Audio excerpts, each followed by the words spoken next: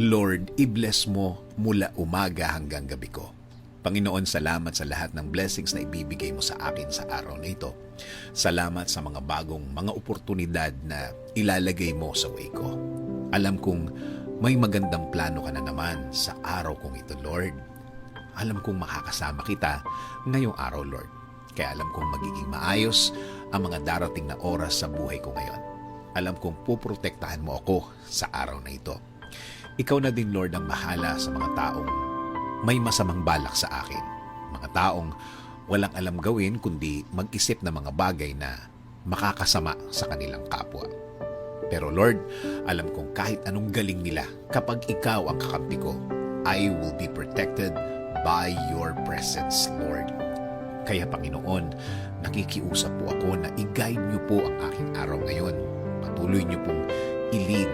Ikaw ang manguna sa aking buhay. Ikaw ang magbigay ng direksyon.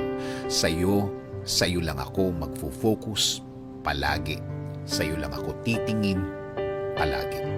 Sa araw din ito, Lord, sa'yo ako huhugot ng lakas, huhugot ng diskarte, huhugot ng talino o wisdom. Please provide me with these things, Lord. Sa dasal ko din ito, hiling ko din, kayo na po ang bahalang magpasensya sa akin, sa aking nagagawang mali. Bigyan niyo pa po ako ng chance para baguhin ang mga nagawa at naiisip kong mali, Lord.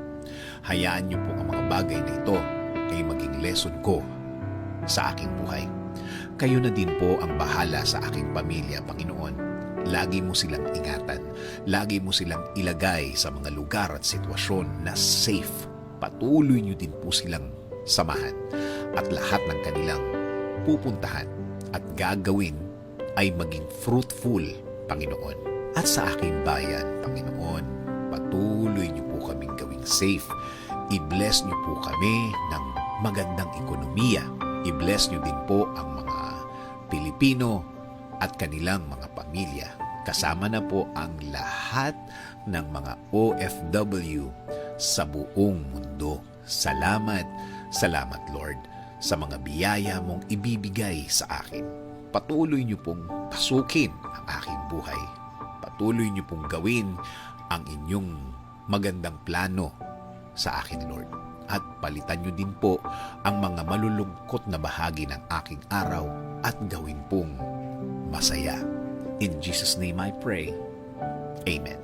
Sabi nga sa Hebrews 11:6, "And without faith it is impossible to please Him. For he who comes to God must believe and that He is a rewarder of those who seek Him."